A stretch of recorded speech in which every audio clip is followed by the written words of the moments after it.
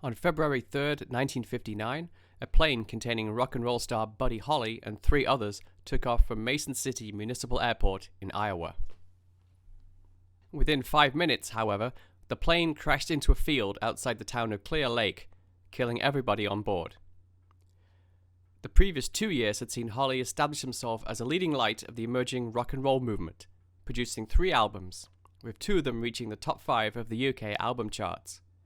He also recorded top 10 singles in the US such as That'll Be the Day, Peggy Sue, and Oh Boy. Despite his early success, Holly found himself short of cash in late 1958. Having terminated his association with his band The Crickets, he found out that the band's manager, Norman Petty, had apparently stolen money from him. He also needed money to move to New York City to live with his new wife, Mary Elena, who was pregnant. Holly assembled a new band for his upcoming Winter Dance Party tour, consisting of Waylon Jennings on bass, Tommy Alsop on guitar, and Cole Bunch on drums. The tour was set to appear in 24 American Midwest cities in as many days. New artist Richie Valens, JP the Big Bopper Richardson, and the vocal group Dion and the Belmonts joined the tour to promote their recordings. The entire company of musicians traveled together in one bus, although they had to use several as the buses frequently broke down and had to be replaced. It was estimated that they used 5 separate buses in the first 11 days of the tour alone. These buses were ill-equipped for the winter weather. One bus had a heating system that had malfunctioned shortly after the tour began. At one point, both Valens and Richardson experienced flu-like symptoms, and Bunch was hospitalized for severely frostbitten feet due to a bus breaking down in the sub-zero weather conditions. On February 2nd, the touring party arrived in Clear Lake, Iowa, west of Mason City, for an unscheduled concert. Frustrated with the tour's travel situation, Holly chartered the plane to fly himself and his band to Fargo, North Dakota after the show.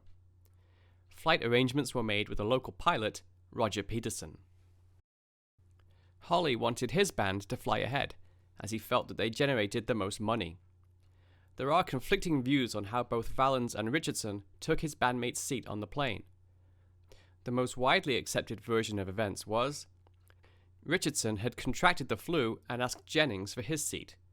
Valens, who once had a fear of flying, asked Alsop for his seat. They tossed a coin, and Valens won.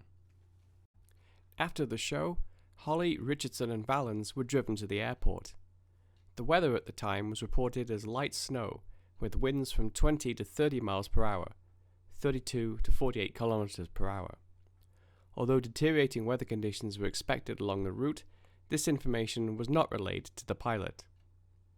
The plane took off at 12:55 a.m. Central Standard Time, or 1:55 Eastern Time. Hubert Dwyer, the plane's owner, was able to see the aircraft's taillight during its brief flight. After a couple of left turns, the aircraft climbed to approximately 800 feet, 240 meters, above ground. After yet another left turn, he could see the light slowly descend until it disappeared. Subsequent attempts to reach the plane via radio went unanswered.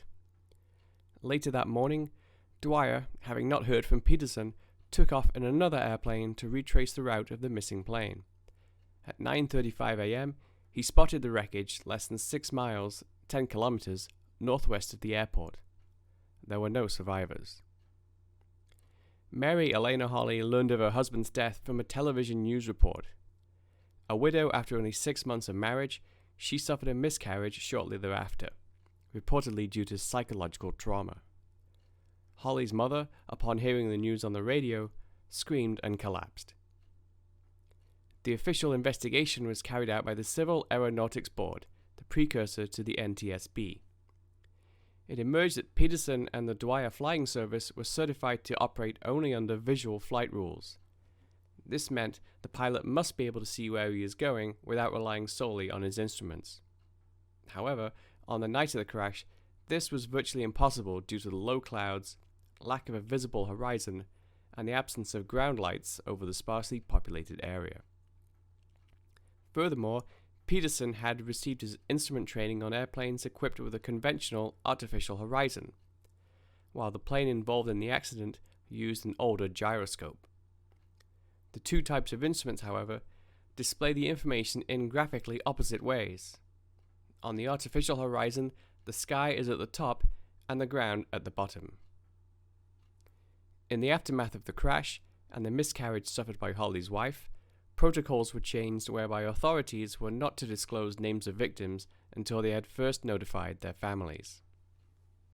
In June 1988, a 4-foot granite memorial bearing the names of Peterson and the 3 entertainers was dedicated outside the surf ballroom in Clear Lake.